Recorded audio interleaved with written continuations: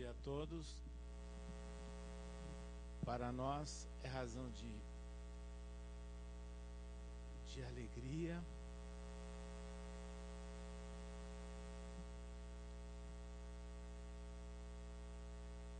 e de emoção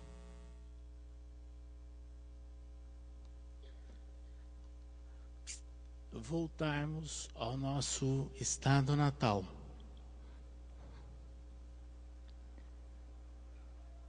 Que nós tivemos a feliz oportunidade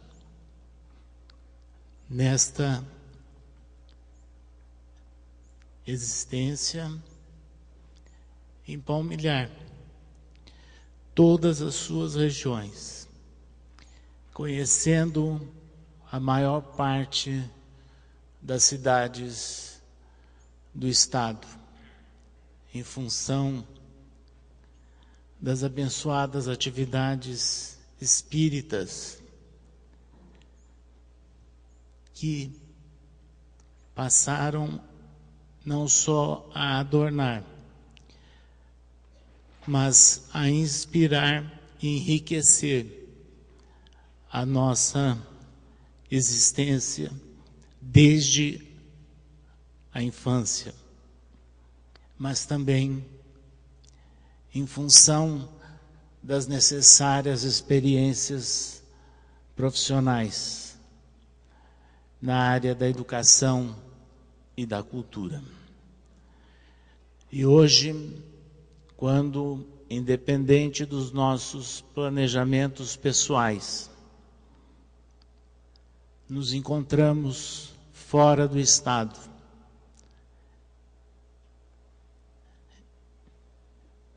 evidentemente que sentimos a saudade, mas também valorizamos as indispensáveis experiências que nós aquilatamos como trabalhador espírita e como cidadão em terras paulistas. Numa feliz coincidência, nos encontramos hoje na Franca do Imperador, a maior cidade espírita do país, justificável plenamente pela inspiração e apoio continuado do homenageado do dia, Eurípides Barçanufo, a quem sempre reverenciamos e procuramos compreender o seu exemplo de vida e as suas marcas históricas no movimento espírita nacional. Mas reverenciamos também na figura de dois grandes lidadores locais, com os quais mantive bastante contato, Tomás Novelino e Agnello Morato. As nossas homenagens a todos os pioneiros espíritas, não só da cidade e região, mas de todo o nosso estado. E hoje, que também por coincidência da data de nascimento de Eurípides, é o dia do trabalho, vemos aqui uma plateia representativa dos trabalhadores espíritas.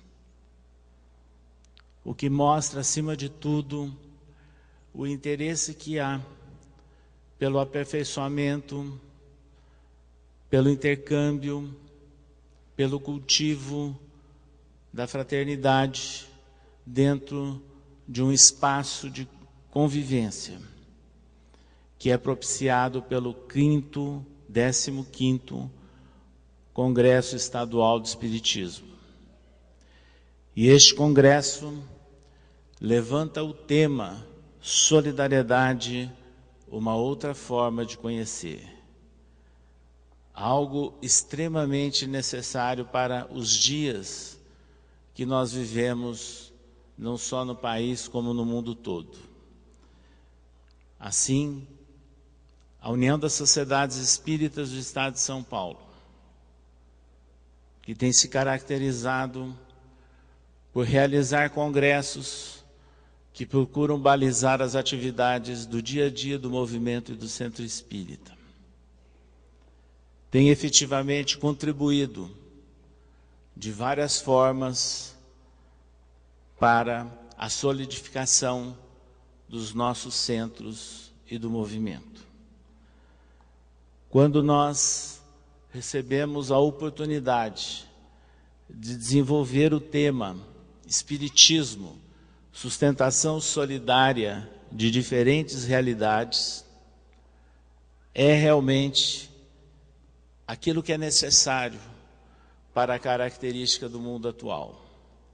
A começar de nosso país, porque na verdade nos jactamos de falar o único idioma. Somos um único Estado, mas sem dúvida nenhuma é como se fôssemos várias nações unidas dentro do mesmo país.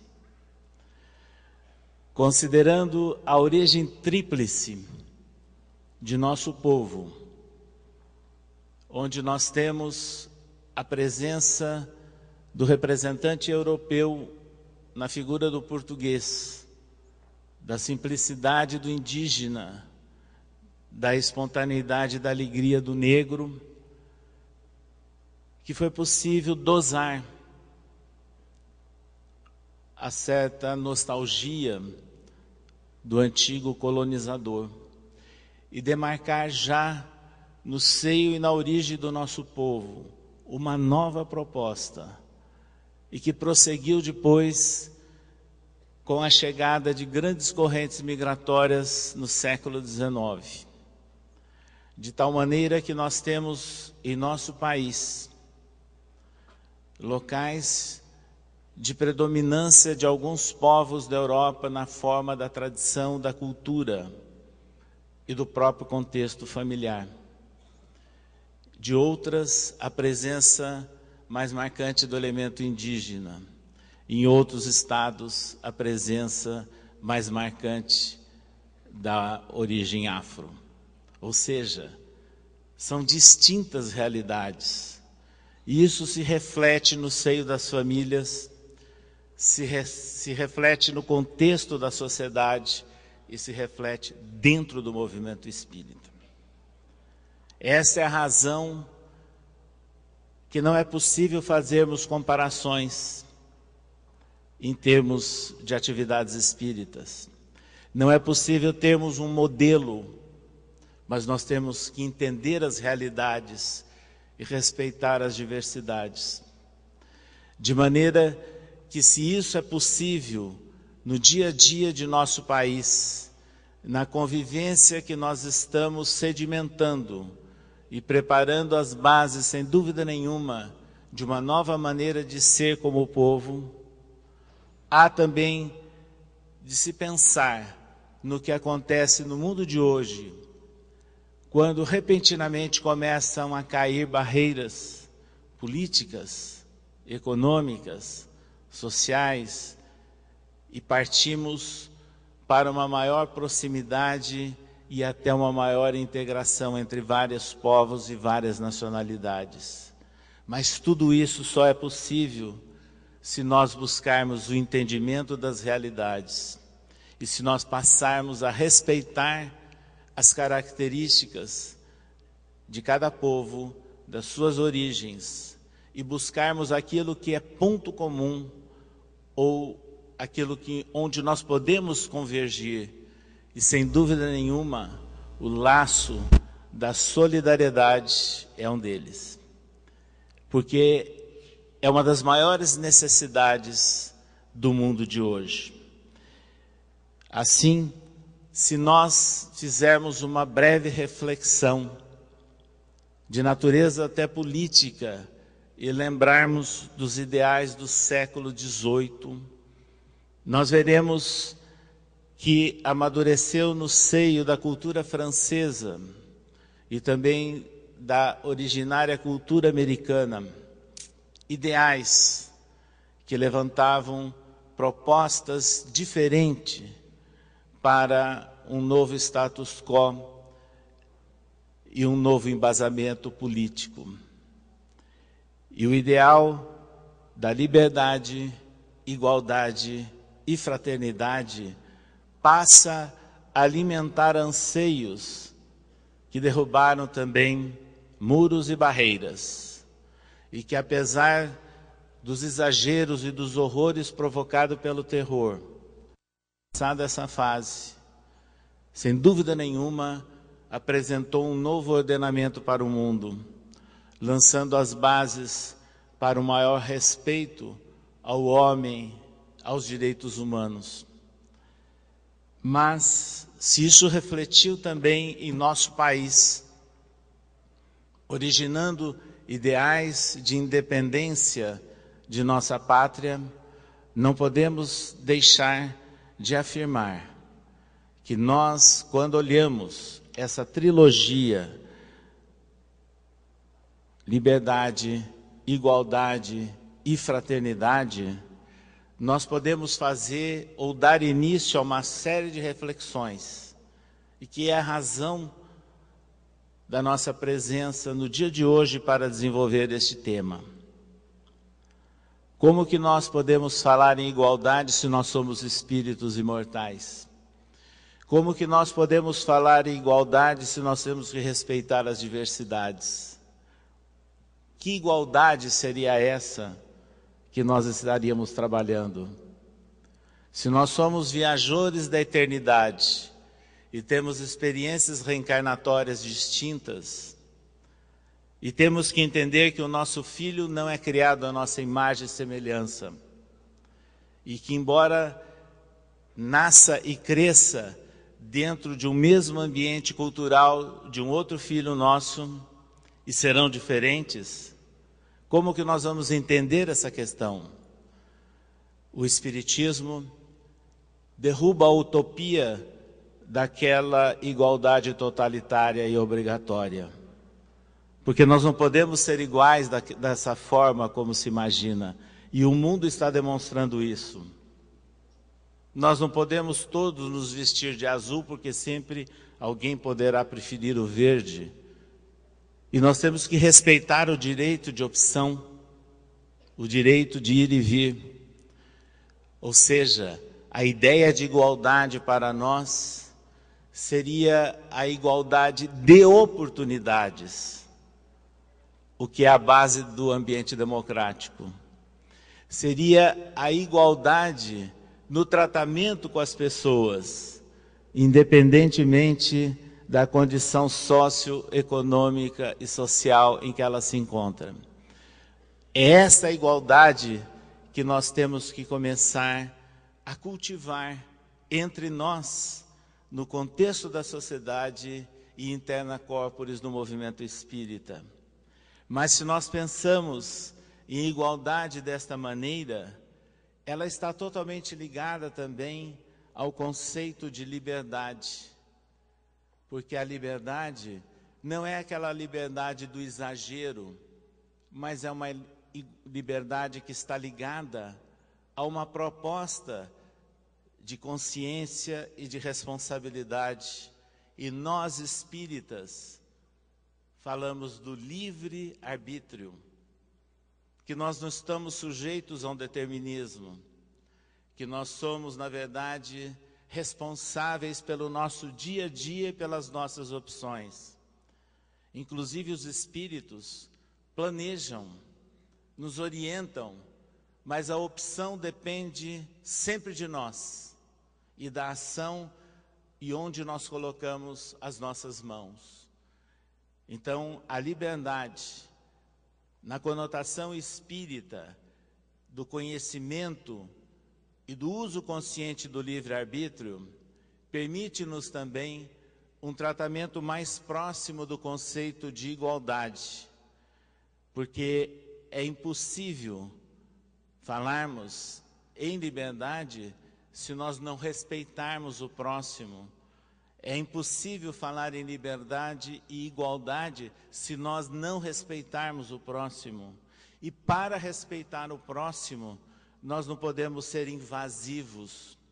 Nós não podemos ser totalitários, procurando moldá-los, mas nós temos que interagir e fazer uma construção conjunta. Então é uma nova forma que nós espíritas relacionamos os conceitos de liberdade e igualdade. E dentro desta ótica é que será possível o exercício da fraternidade. Não há possibilidade de exercermos a fraternidade sem o respeito da igualdade de oportunidades. Não é possível exercermos a fraternidade se nós não respeitarmos a liberdade do próximo, o seu livre-arbítrio. Vejo, portanto, que são conceitos interligados.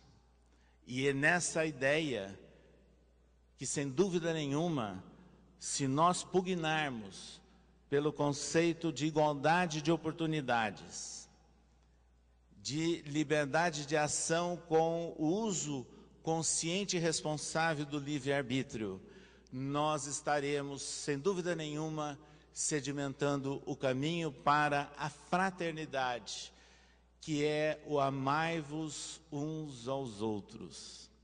É o ensino de Jesus.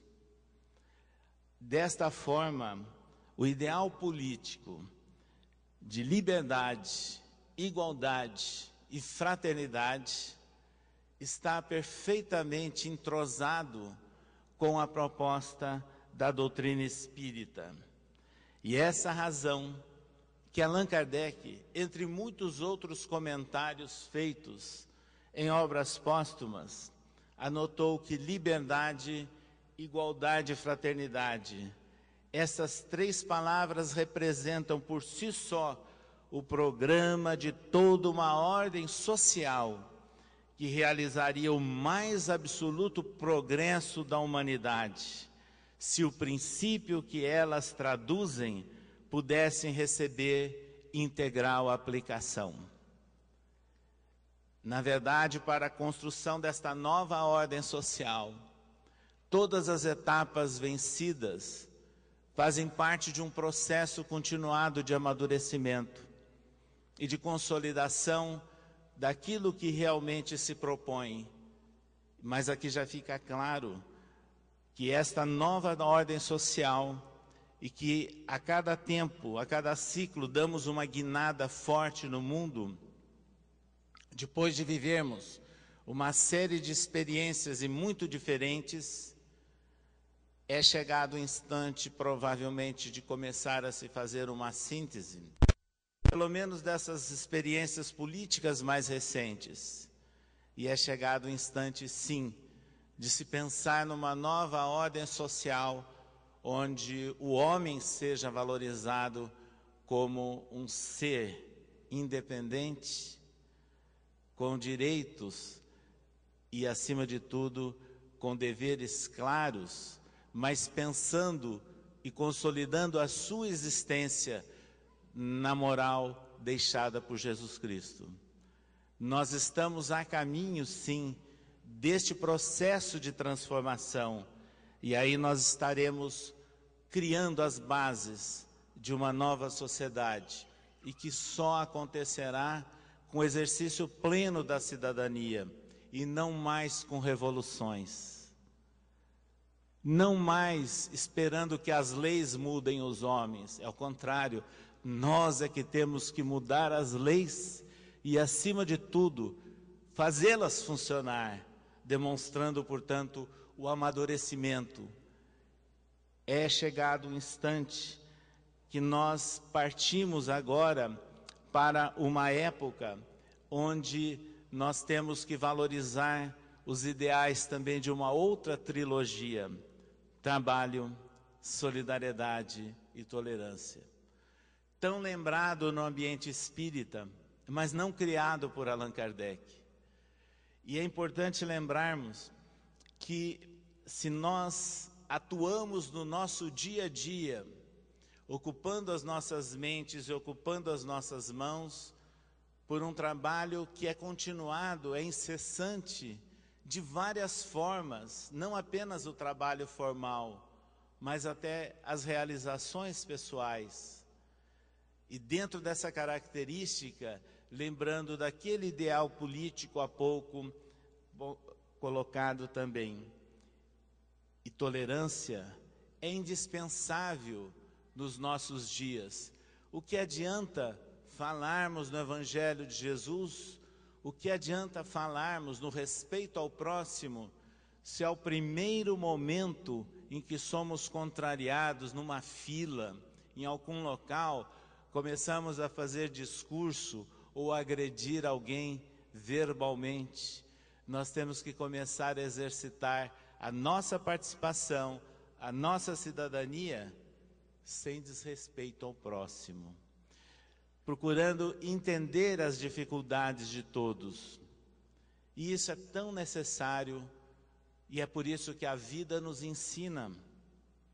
Quantas vezes fomos intolerantes nos ideais de juventude, quando achávamos que poderíamos reformar o mundo pela teoria, e de repente surge a oportunidade do casamento, dos filhos, dos netos, e é nesse dia a dia, ou convivendo no ambiente profissional com muitos jovens ou muitas crianças e adultos, é que nós aprendemos a tolerar o próximo.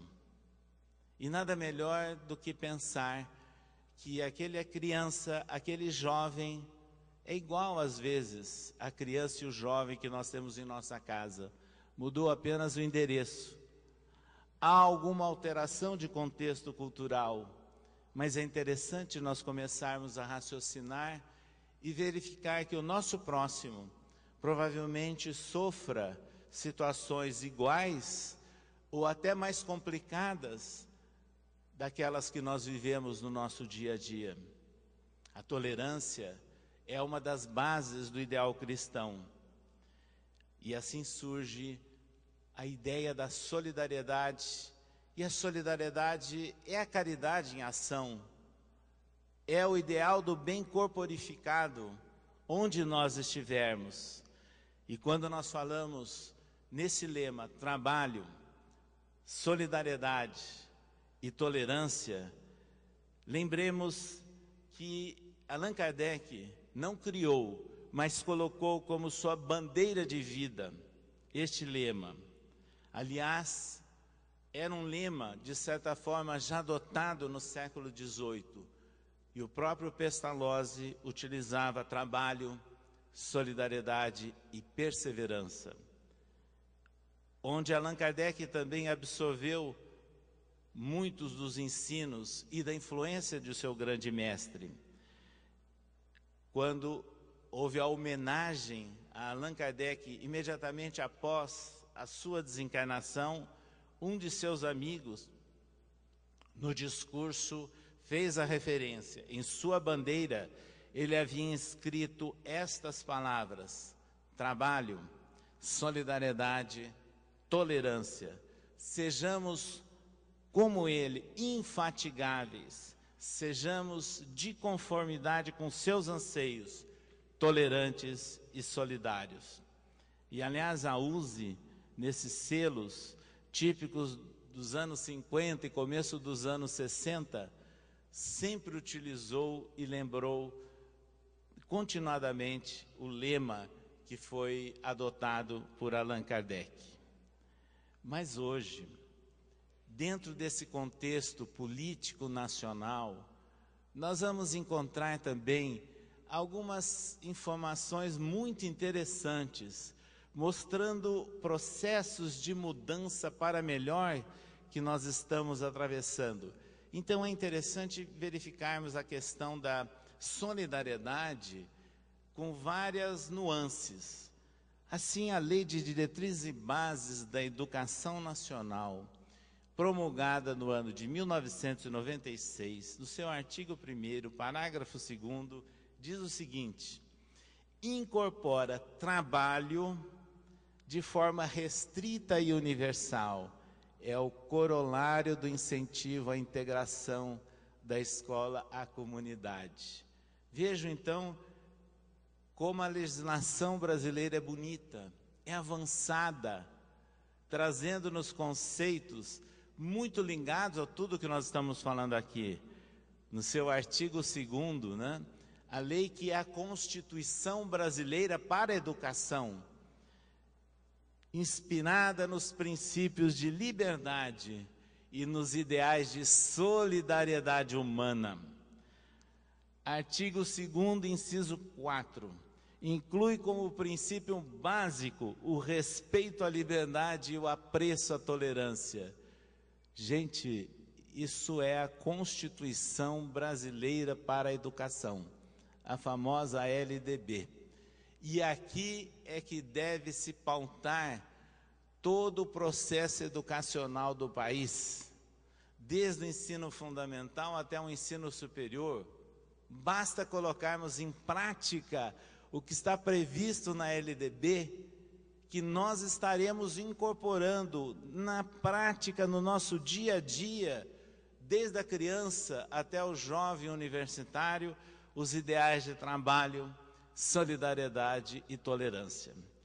E é no artigo 2º, inciso 4, vejam o que está escrito: o fortalecimento dos laços de família, dos laços de solidariedade humana e de tolerância recíproca em que se assenta a vida social. Dá a impressão que nós estamos vendo um texto espírita, mas é a Lei de Diretrizes e Bases da Educação Nacional, vigente desde o ano de 1996. Se nós olharmos ainda na área oficial, as diretrizes curriculares nacionais para os cursos de graduação da área da saúde, que é uma complementação, uma normatização em consequência da LDB, e promulgado isso no ano de 2001, diz o seguinte: atuar multiprofissionalmente, interdisciplinarmente e transdisciplinarmente, com extrema produtividade na promoção da saúde, baseado na convicção científica, de cidadania e de ética. Vejam que colocação mais bela e profunda, extremamente atual, moderna, e que nós precisamos colocar em prática. Isso é a proposta para a organização dos cursos da área da saúde no país. E o que seria transdisciplinaridade? Se nós buscarmos a Carta da Transdisciplinaridade, que entre outras está a figura do conhecido Edgar Morin, grande pensador suíço-francês, no primeiro Congresso Mundial de Transdisciplinaridade que ocorreu em 1994 em Portugal, o que nós podemos destacar? No seu artigo 5º, a visão transdisciplinar está resolutamente aberta na medida em que ultrapassa o domínio das ciências exatas por seu diálogo e sua reconciliação, não só com as ciências humanas, mas também com a arte, a literatura, a poesia e a experiência espiritual. Isso é transdisciplinaridade. Isso é aplicável na formação do médico, do enfermeiro, do fisioterapeuta, do dentista, qualquer área da saúde. É aprender a ouvir quem está do outro lado, aprender a ouvir o cliente, não forçar situações, respeitá-lo, conhecer essa diversidade, tratá-lo como ser humano e não apenas como número, ouvir as suas experiências, inclusive de natureza espiritual. É o respeito à diversidade. E há várias formas disso ser concretizado na prática para que ela se torne mais humana e menos empresarial, para que possamos atender mais às necessidades do povo e não às necessidades imediatistas ou comerciais. Vejam, portanto, como a legislação brasileira é aperfeiçoada, ela nos dá rumos e nos dá formas de atendermos melhor as pessoas. Essa é a ideia da aplicação da transdisciplinaridade dentro dos cursos antigamente ortodoxos e fechados. Nós estamos vivendo, portanto, um grande processo de transformação. Mas se nós partirmos para um outro campo dessa visão política e social, nós encontraremos numa obra recente do André Trigueiro, espírita e dedicado ao respeito à natureza, defendendo a ecologia, ele faz uma colocação tão interessante, o close, o santuário do consumo moderno. A terra é capaz de satisfazer as necessidades de todos os homens, mas não a ganância de todos os homens, citando Gandhi. Sejamos nós a mudança que nós queremos para o mundo. E quando ele escreveu esse capítulo, Closet, o santuário do mundo moderno, ele simplesmente estava falando do consumismo que nós fomos habituados a absorver, inclusive e principalmente no nosso país,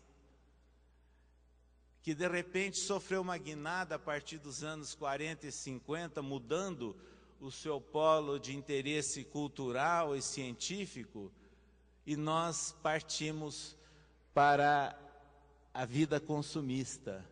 E quando ele fala do closet, ele está dizendo: por que guardarmos, ou por que armazenarmos tantas roupas, tantos sapatos, se nós podemos ter o indispensável e doar tudo isso, distribuir e compartilhar com outras pessoas? Ele deu um exemplo, mas há muitas outras coisas na nossa vida que, se nós vivêssemos com o indispensável, provavelmente outra pessoa teria aquilo que era o necessário e indispensável também para ele sobreviver. Isso é solidariedade. E é difícil nós aprendermos isso no nosso dia a dia. E é interessante que nesses choques culturais e visitas a um país ou a outro país, nós sentimos claramente as diferenças. Aqueles países que não se apegam muito às coisas superficiais, a que nós estamos habituados, e que respeitam mais aquilo que tem, na medida que é necessário, mas não ficam armazenando e nem trocando excessivamente para mostrar aos outros o que têm e não o que são, para mostrar aos outros e dar aquela aparência de progresso material e que não leva a nada do ponto de vista espiritual. Nós precisamos refletir em todas essas ideias e sugestões de reflexões que nós estamos fazendo à guisa do tema solidariedade.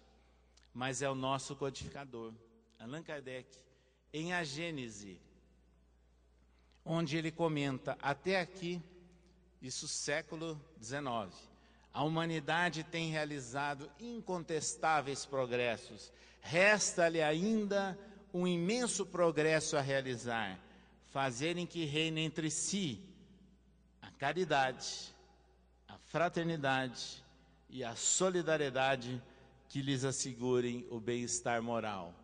Aqui, na verdade, nós estamos percebendo Allan Kardec fazendo a síntese daquelas duas trilogias: liberdade, igualdade, fraternidade, trabalho, solidariedade e tolerância, porque elas estão realmente bem relacionadas entre si. E chegamos ao Espiritismo e encontramos uma outra trilogia, apresentando-nos o Espiritismo como tendo um tríplice aspecto: ciência, filosofia e religião. Se nós olharmos o passado lá da antiguidade, nós veremos que isso estava tudo junto. Porque, na verdade, era o iniciado que conhecia a religião, que fazia algo na área da ciência que era a própria filosofia. Ele detinha todo esse conhecimento de uma forma hermética.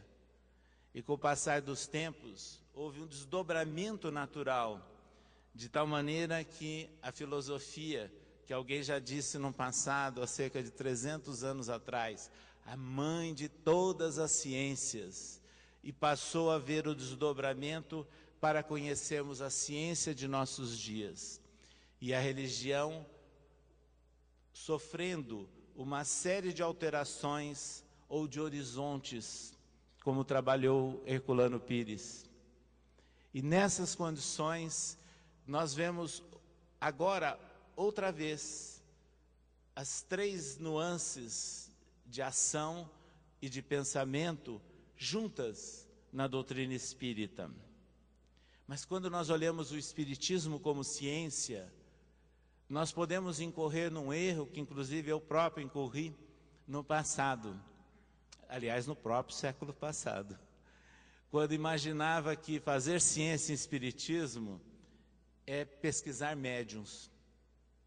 Fazer ciência em espiritismo é pesquisar processos de cura. E esquecendo que a maior ciência que está no espiritismo são as ciências humanas. É o maior potencial do espiritismo. Mas isso tudo mostra a dificuldade que nós temos ainda de entender ciência de uma forma vasta e a confundimos com partes da ciência ou até com a chamada ciência dura ou hard. É importante lembrarmos que as ciências humanas fazem parte dos fundamentos do espiritismo, porque o espiritismo está fundamentado no Evangelho de Jesus, que praticamente é uma nova proposta, sim, de ordem política, social, de melhor relacionamento entre as pessoas. Isso também não deixa de ser ciência, ciências humanas. Mas o espiritismo trabalha o pensamento e as formas do pensamento e como nós analisamos tudo, relacionando, portanto, com propostas, perquirições e métodos da filosofia. E chega um instante que, com base numa nova visão de ciência e de filosofia, nós passamos a entender melhor uma nova proposta de religião. Não mais aquela religião que dominou, que obrigou, que fiscalizou, que controlou o pensamento humano, que controlou valores materiais, que transformou a organização mais importante do que a ideia, que escondeu a mensagem de Jesus e que apresentou-a de uma forma piegas, inclusive, ao povo. O Espiritismo é uma religião diferente. E Allan Kardec deixa isso claro no seu último discurso público, em novembro do ano de 1868. Ora sim, senhores, o Espiritismo é uma religião, mas uma religião diferente, natural, porque se fundamenta nas próprias leis da natureza. Então aí ela passa a estar relacionada com os dois outros conceitos de ciência e de filosofia. E é Emmanuel, na obra O Consolador, que anotou que podemos tornar o Espiritismo simbolizado desse modo, como um triângulo de forças espirituais. A ciência e a filosofia vinculam à terra essa figura simbólica, porém a religião é o ângulo divino que liga ao céu. É também Emmanuel que, na apresentação do livro Religião dos Espíritos, nos fala que o livro dos Espíritos é o marco da religião dos Espíritos, não mais a religião controlada por organizações criadas pela ideia de um homem ou de um ser desencarnado isolado, mas ela é fruto da universalidade, ela é fruto da elaboração coletiva. E Allan Kardec deixa isso claro, tanto na introdução do Livro dos Espíritos, como na introdução do Evangelho segundo o Espiritismo, onde mostra, inclusive, o papel dos médiuns na elaboração da doutrina espírita. E por que ele não citou os médiuns e citou os espíritos, valorizando não mais e personificando em criaturas humanas, mas procurando a universalidade da ideia dos espíritos, para que o espiritismo se caracterizasse realmente naquilo que anotou Emmanuel, religião dos espíritos. É o espírito de verdade trazendo-nos a nova reflexão para o mundo atual sobre a visão do Cristo e aquilo que nós deveremos aproveitar dos seus ensinos, que também Allan Kardec deixa claro na introdução à apresentação do Evangelho segundo o Espiritismo. Não nos interessa a discussão de muitos detalhes históricos, muito menos da natureza do Cristo, mas sim do seu ensino moral. E comenta Kardec, e quando nós estamos analisando sob a ótica do Espiritismo os ensinos morais, nós estamos apenas levantando a ponta de um véu, porque na verdade é desse intercâmbio maior com as duas realidades dimensionais é que nós poderemos efetivamente entender a vida e a razão de nós aqui estarmos. Vejo, portanto, que nessas trilogias que nós apresentamos, perfeitamente relacionadas, desde o ponto de vista político até o ponto de vista doutrinário, quando nós sentimos a necessidade, sem dúvida nenhuma, de consubstanciarmos na cumieira, na síntese de tudo isso, o que podemos chamar de fraternidade, de solidariedade e de prática de uma real religião que se corporifica no seu dia a dia, no relacionamento interpessoal. Em Revista Espírita, mensagem: os tempos são chegados. A anotação que a vida espiritual é a vida normal e eterna do espírito, e a reencarnação é apenas uma forma temporária de sua existência. Anotou: desta lei decorre a da perpetuidade das relações entre os seres. A morte não os separa, não põe termo às suas relações simpáticas e nem aos seus deveres recíprocos. Daí a solidariedade de todos para cada um e de cada um para com todos. Daí também a fraternidade. Aí nós lembramos do Cristo, para que todos sejamos um. Os homens só viverão felizes na terra quando esses dois sentimentos tiverem entrado em seus corações e seus costumes, porque então a eles sujeitarão as suas leis e as suas instituições. Vejo, portanto, a importância da cidadania consciente, da visão ampla que o homem deve ter para trabalhar no contexto da sociedade, no aperfeiçoamento da sua legislação e na prática realmente dessa legislação. E agora, vale a pena uma recordação sobre uma das parábolas de Jesus, a do bom samaritano. E eis que certo mestre da lei levantou-se para testá-lo, dizendo: mestre, depois de fazer o que herdarei a vida eterna? E ele lhe disse: o que está escrito na lei? Como lês? Em resposta disse: amarás o Senhor teu Deus de todo o teu coração e de toda a tua alma, com todas as tuas forças e com toda a tua mente, e o teu próximo como a ti mesmo. Disse-lhe: respondeste de forma justa, faze isto e viverás. E ele, porém, querendo justificar-se, disse a Jesus: quem é meu próximo? Prosseguindo, disse o Cristo: certo homem descia de Jerusalém para Jericó, e caiu nas mãos de assaltantes, os quais, depois de havê-lo despojado e espancado, retiraram-se, deixando semi-morto. Por coincidência, certo sacerdote descia por aquele caminho, e ao vê-lo, e passou pelo lado oposto. De forma semelhante, também um levita, que vinha por aquele lugar, ao vê-lo, passou pelo lado oposto. Certo samaritano em viagem veio até ele, ao vê-lo, compadeceu-se. E aproximando-se, atou os ferimentos dele, derramando óleo de oliva e vinho.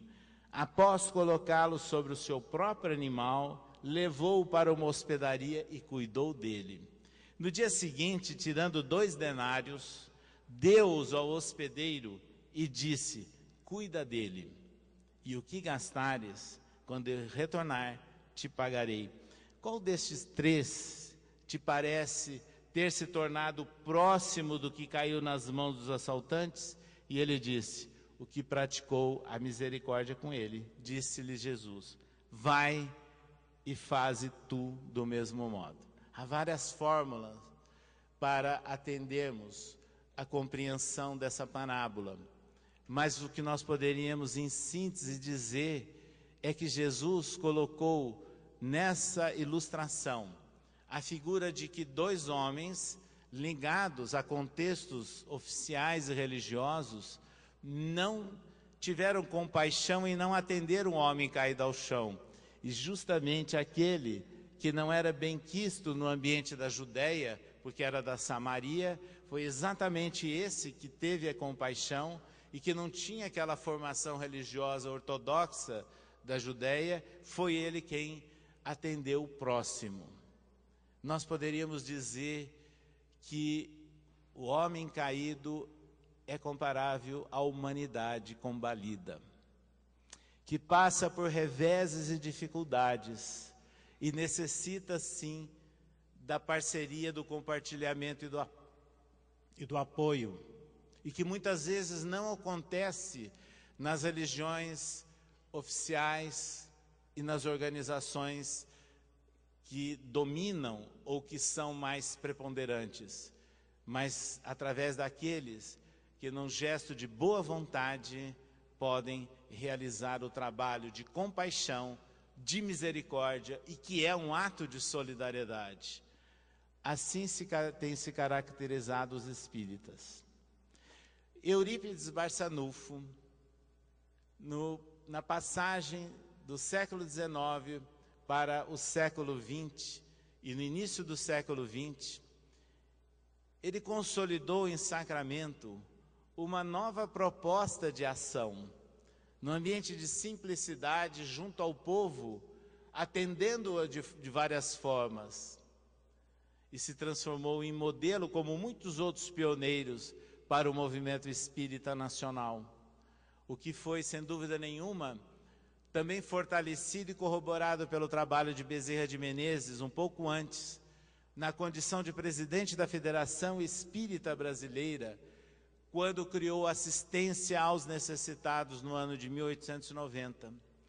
O movimento espírita brasileiro passou a seguir esse modelo de atendimento às necessidades da comunidade, e é por isso que ele se tornou reverenciado pelo povo e respeitado pelas autoridades.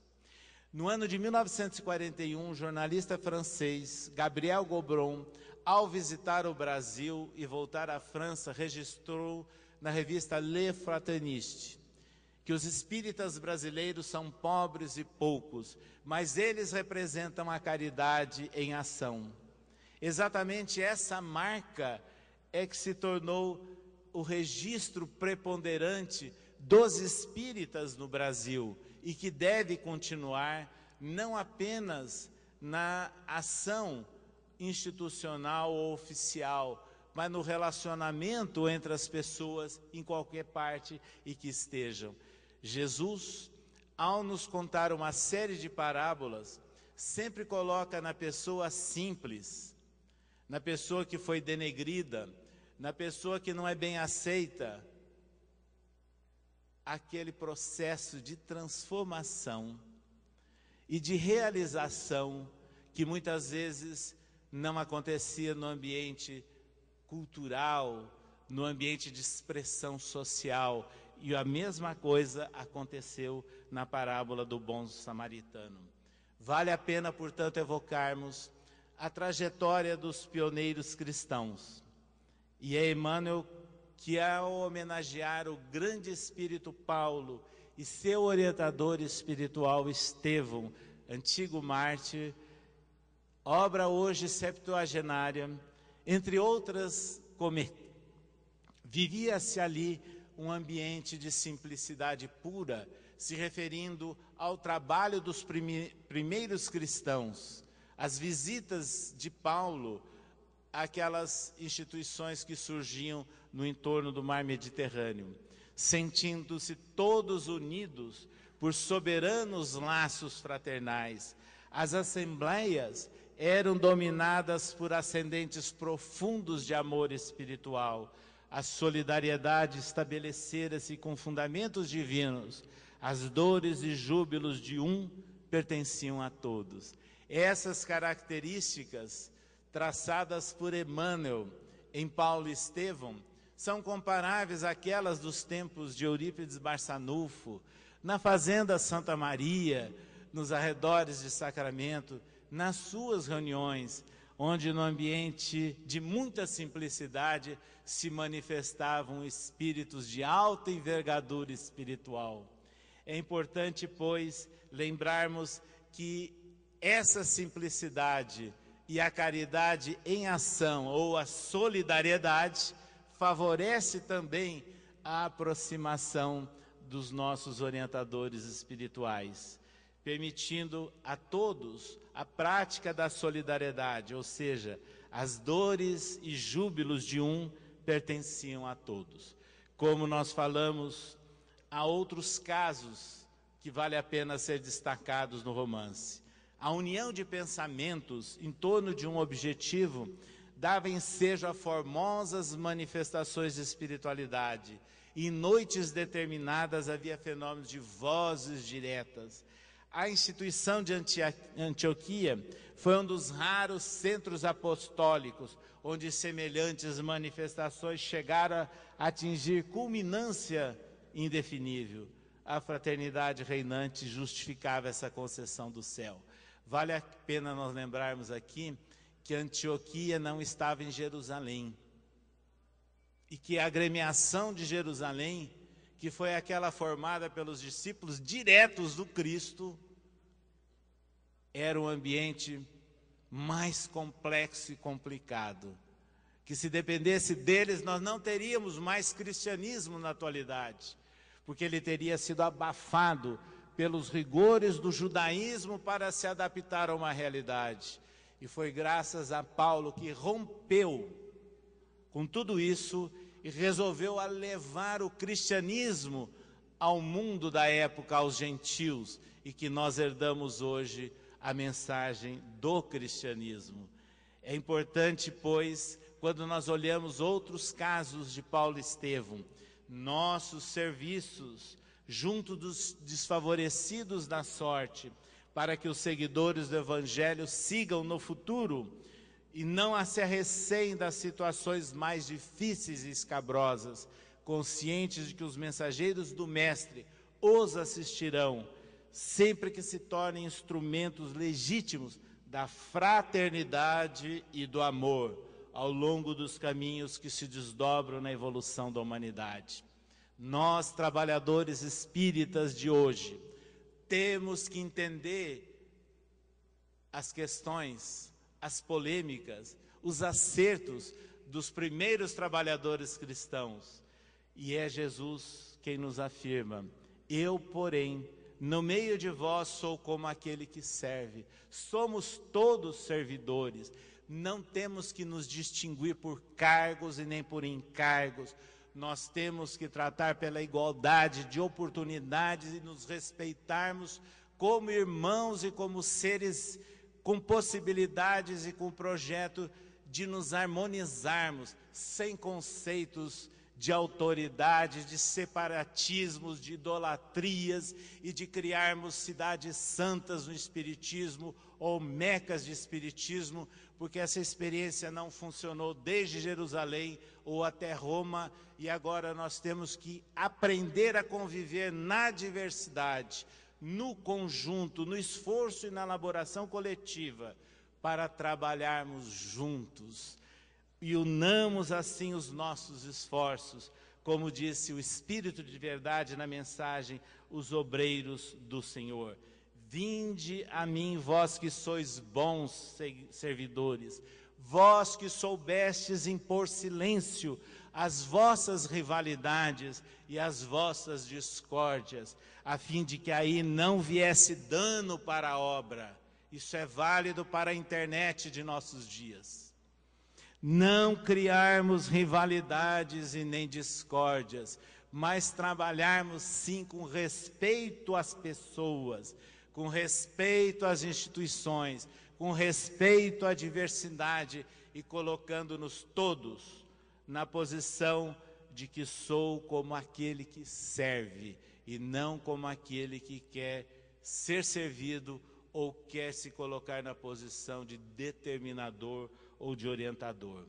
A mensagem de Emmanuel, em nome do Evangelho, dedicada ao pioneirismo dos espíritas do sul do Brasil, que, reunidos em São Paulo, animados pela então recente criação da USE, e que trabalharam pela efetivação do primeiro Congresso Brasileiro de Unificação em São Paulo.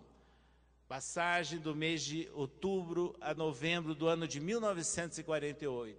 Chico Xavier foi convidado e, não podendo comparecer, encaminhou aos congressistas essa mensagem histórica.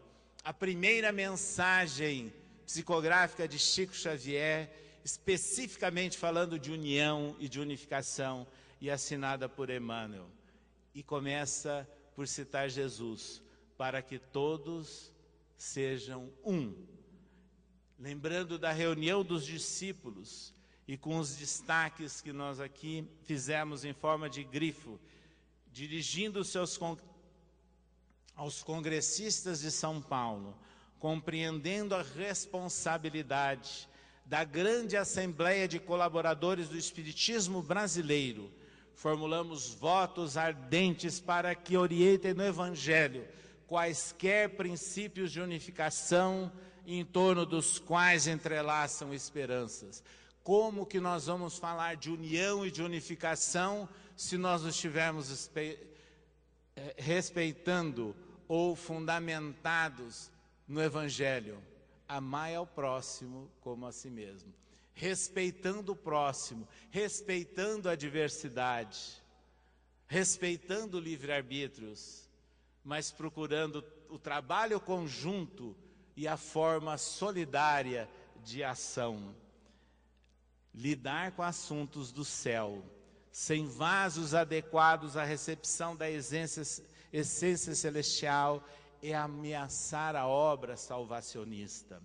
E ao final, escreveu Emmanuel, reunidos assim, em grande conclave de fraternidade, que os irmãos do Brasil se compenetrem cada vez mais do espírito de serviço e renunciação, de solidariedade e bondade pura que Jesus nos legou. Vejam, portanto, que a palavra solidariedade ou a ideia de caridade está presente em várias colocações do codificador e de espíritos que têm contribuído com a formação do movimento espírita brasileiro. É importante lembrarmos que no final Emmanuel nos faz uma incitação, lembrando de Jesus em comunhão com os homens, exemplo de abnegação, para que todos sejamos um, em sintonia sublime com os desígnios do Supremo Senhor. Ou seja, o trabalho de união e de unificação é um trabalho de solidariedade também. É a solidariedade, é a caridade em ação. E é essa a razão que em nossos dias, estimulado que fomos há muitos anos atrás, pelo trabalho necessário de apoio ao centro espírita e que se iniciou nas vários labores dos órgãos de unificação da USE e depois na própria direção da USE em São Paulo, hoje nós verificamos que é extremamente necessária uma certa reflexão sobre o movimento espírita nacional e sobre a sua base, o centro espírita. E nós estamos incentivando a realização de um seminário, que é um ponto de partida apenas, um seminário integrado, para tratar das ações de acolhimento, consolo e de esclarecimento. Ou seja, evocando aquilo que é feito na base do movimento espírita, que é o centro espírita.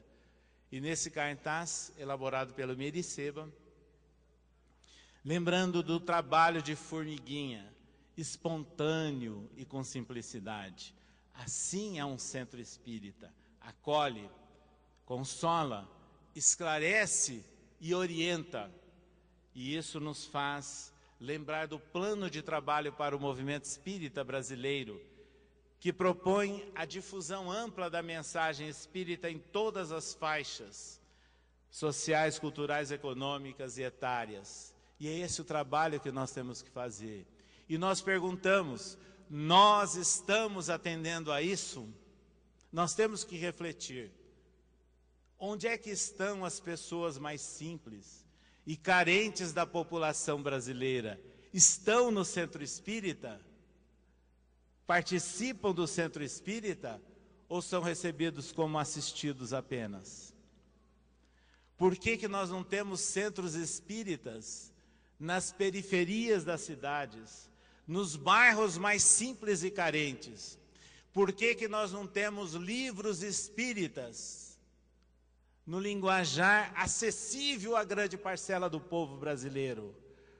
Por que nós não sabemos falar em público sem adjetivações, sem criarmos ideias de modismos e de muitos ismos que rimam com modismo e que têm absoluta coerência com a palavra? Nós estamos chegando no tempo que precisamos de ter um choque de realidade no movimento espírita brasileiro, para que ele atenda efetivamente ao seu propósito.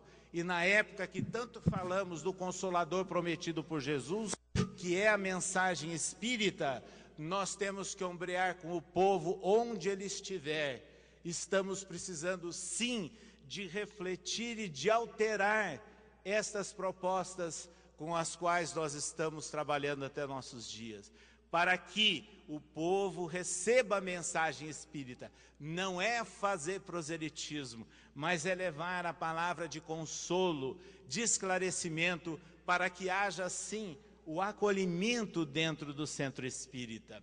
Assim, apesar de toda e qualquer propaganda em contrário, nós não podemos esquecer que a maior base da pirâmide social brasileira é de pobres. São de pessoas carentes em todos os sentidos. E nós estamos deixando de atender essa população. E os índices de IBGE e outras estatísticas comprovam isso.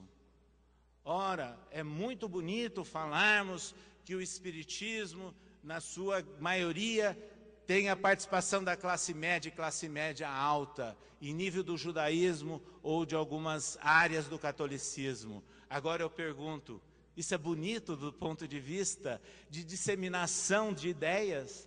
É oportuno para que possamos atender o objetivo do Consolador prometido? Ou nós estamos precisando refletir em nossas ações?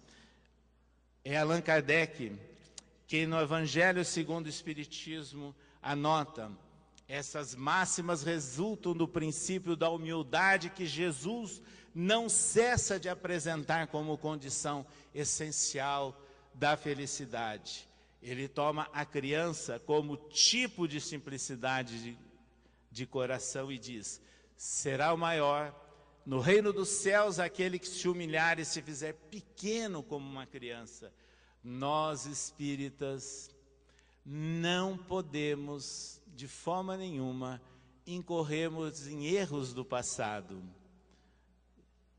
nem do excesso da organização e do centralismo, e nem do orgulho de raça prometida.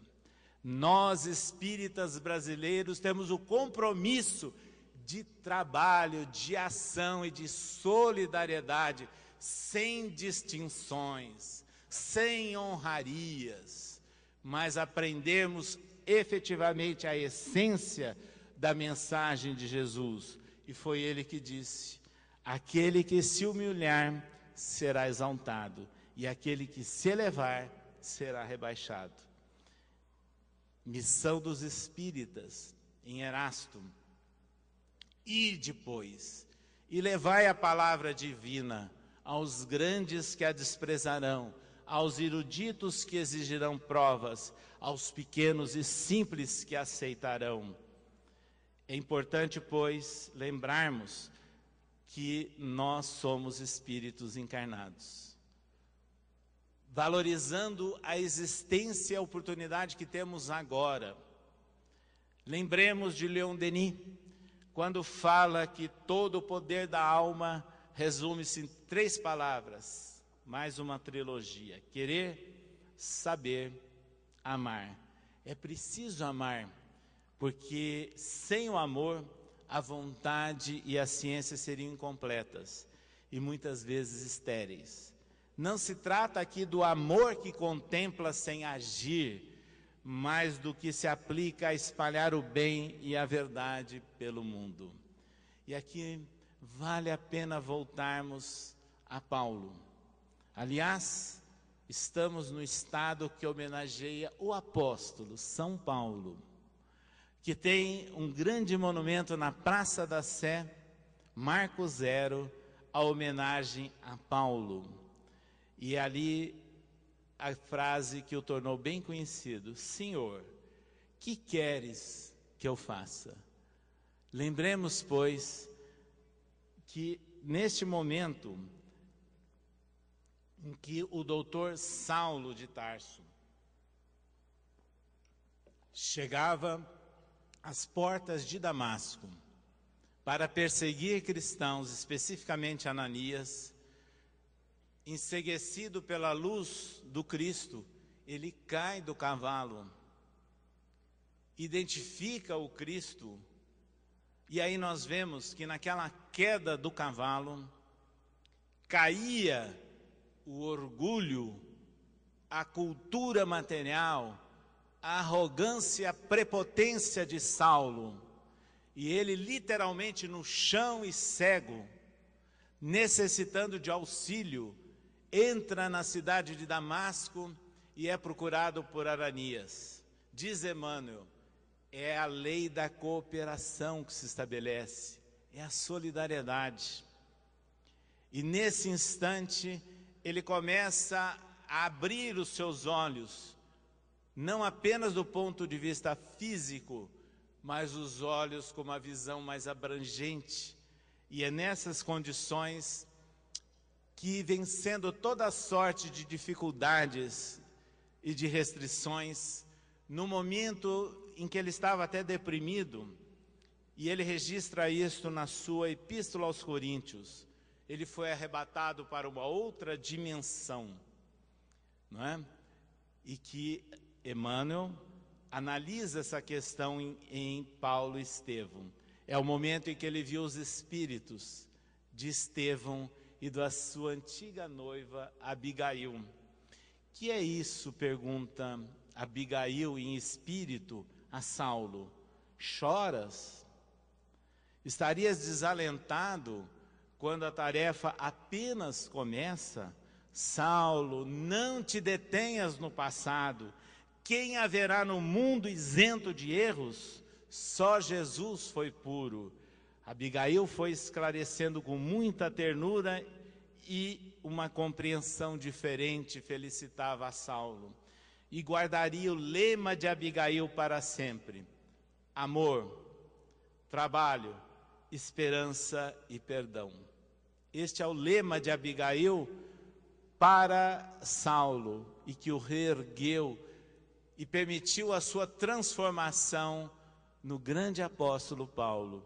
E é a sugestão também para as nossas vidas, que é efetivamente a prática da própria solidariedade. Nessas condições, voltamos ao trecho de Paulo e Estevão. A solidariedade estabelecera-se com fundamentos divinos. As dores e júbilos de um pertenciam a todos. Mais recentemente, o maior médium de nossa civilização, que na sua simplicidade e humildade soube orientar a pessoas de todas as partes do Brasil, no seu lugar de trabalho, em Pedro Leopoldo ou em Uberaba. Quando completava 50 anos os labores mediúnicos de Chico, ele foi visitado por muitas pessoas, inclusive pela diretoria da USE São Paulo. À época, Nestor Mazotti era o seu presidente. Fizeram uma entrevista com Chico e que foi publicada em periódicos daqueles tempos. Diz Chico: deveríamos refletir em unificação em termos de família humana, evitando excesso de consagração das elites culturais na doutrina espírita, embora necessitamos sustentá-las e cultivá-las com respeitosa atenção, mas nunca em detrimento dos nossos irmãos em humanidade, que reclamam amparo, socorro, esclarecimento e rumo. Não consigo entender o Espiritismo sem Jesus e sem Allan Kardec para todos, a fim de que os nossos princípios alcancem os fins a que se propõem. Ideia de solidariedade. Em uma entrevista no Conselho Federativo Nacional, na FEB, ano de 2000, Divaldo respondeu: nós deveremos trabalhar muito pela disciplina na casa espírita, mas não podemos olvidar dos sentimentos, tendo em mente que um grande número de neófitos que busca nossa casa é constituído por pessoas muito sofridas, que não encontraram respostas à lei e vêm até nós buscando entendimento, cordialidade. Eis uma das funções do atendimento fraterno, porque graças a um bom atendimento fraterno, a pessoa se sente em casa. Ou Bezerra, em Psicofonia por Divaldo, também no CFN. Avançai no rumo do progresso, estendendo, porém, a mão generosa e o coração afável àquele que se encontra na retaguarda, necessitando de carinho e ensejo iluminativo. Dai-lhe o pão, mas também a luz, na verdade, oferecei a informação doutrinária para demonstrarem quanto vos faz bem esse conhecimento em face das transformações morais para melhor que vos impusestes, logrando os primeiros êxitos. Ou a orientação ao Centro Espírita, onde nos sugere uma reflexão para a necessidade de uma nova visão de Centro Espírita. As eventuais divisões de atividades e reuniões em áreas e setores ou departamentos não devem ser impeditivas ou complicadoras para um trabalho integrado, devendo-se pensar no Centro Espírita como um todo. Daí a razão da proposta do seminário integrado, porque a maior parte dos centros espíritas brasileiros são pequenos e simples, e as pessoas têm várias funções, e não podemos nos compartimentalizar, nos transformar em caixas estanques de ação, mas é o trabalho conjunto, integrado, solidário e fraterno, que deve permitir a ação continuada dentro da base do movimento espírita brasileiro. Por isso é que o objetivo deste seminário, sendo um ponto de partida, é de estimular, sim, aquele ponto fraco que está acontecendo no movimento espírita. Necessidade de acolhimento das pessoas que chegam a casa, do consolo e do esclarecimento, sem estandardização, mas respeitando a diversidade e aprendendo a saber ouvir as pessoas. Desenvolver no ambiente de simplicidade para nos entendermos com as pessoas nas várias faixas em que se encontrem e não privilegiarmos áreas, departamentos, divisões, organizações, nada disso. Vamos trabalhar de uma forma conjunta e harmônica e integrar o que é muito necessário em nossos dias, uma campanha de humanização, de prática das ciências humanas, de prática efetiva do Evangelho de Jesus nos atendimentos diários do Centro Espírita. Trabalhar o tema em função de estudo de casos para sermos mais reais e mais objetivos. Ou seja, é necessário em nossos dias para estabelecermos mais fortes laços de solidariedade, de fraternidade, que trabalhemos na base como formiguinhas, como são os espíritas brasileiros. Hoje, quando nós herdamos tantas belezas e facilidades do movimento espírita nacional, não nos esqueçamos que isso é devido a mais de 130 anos de um trabalho continuado, pioneiro, silencioso, anônimo, de formiguinhas de todas as partes. É, sem dúvida nenhuma, o momento que nós estamos vivendo de difusão. E quando falamos de difusão das ideias espíritas, lembremos de Emmanuel no livro Paulo Estevão. Suponho que o cristianismo não atingirá seus fins se esperarmos tão só dos israelitas anquilosados no orgulho da lei. Jesus afirmou que seus discípulos viriam do Oriente e do Ocidente. Assim somos nós. Não vamos categorizar, não vamos privilegiar. Todos somos, sim, divulgadores, a começar do exemplo, que é o mais importante. E o Espiritismo anotou um outro pioneiro do movimento espírita, o próprio codificador, nos seus contatos iniciais com os espíritas do interior da França. O Espiritismo será o traço de união que aproximará os homens divididos pelas crenças e pelos preconceitos mundanos. Olha aqui a ideia da diversidade, para que possa haver solidariedade. Ele derrubará as forças, as mais fortes barreiras que separam os povos, o antagonismo nacional, à sombra dessa bandeira que será o seu ponto de concentração. Os homens se habituarão a ver irmãos naqueles que só vinham como inimigos. Nós estamos começando a assistir isso no contexto político de nosso mundo. E Emmanuel, quem é caminho da luz, começa a apontar os destinos de nosso país. O Cristo localiza então na América as suas fecundas esperanças. Definir o papel de cada região no continente, localizando o cérebro da nova civilização no ponto onde hoje se alinham os Estados Unidos da América do Norte. E o seu coração nas extensões da terra farta e acolhedora onde floresce o Brasil na América do Sul. Isso foi escrito em 1938. Ou Humberto de Campos, em Brasil, coração do mundo, pátria do Evangelho. O Brasil terá também o seu grande momento no relógio, que marca os dias da evolução da humanidade. Esse momento não é como muitos pensam, na economia, na ciência, no poder militar, nada disso. Esse novo poder, essa nova ação, é a ação solidária do Brasil, com base num exercício real da fraternidade, que começa a ser cultivado em nosso povo e que já o distingue de outros povos das Américas e do mundo em geral. Quando ocorreu o tsunami, o ano passado, no Japão, chamou-nos a atenção que as autoridades do país diziam que tudo já estava programado e planejado para o atendimento de todos, o que realmente aconteceu num prazo curtíssimo de tempo. Era o Estado, o governo, dando atenção, mas de repente surgiu, uns 3 dias depois, uma notícia na televisão.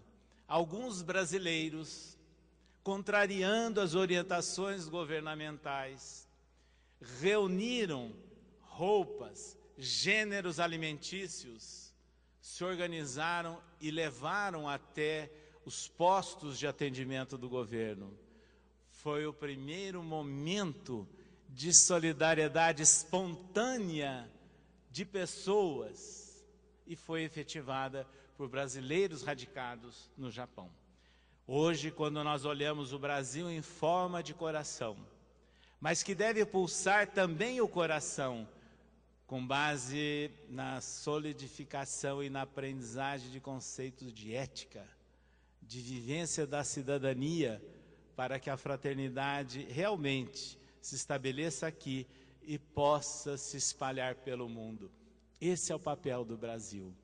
E é no movimento espírita internacional que nós encontramos também uma nova forma de ação solidária, onde nós estamos aqui ou acolá num trabalho institucional, não olhando os países como mercado, mas olhando os países como pessoas necessitadas de apoio, de consolo, de esclarecimento e de orientação.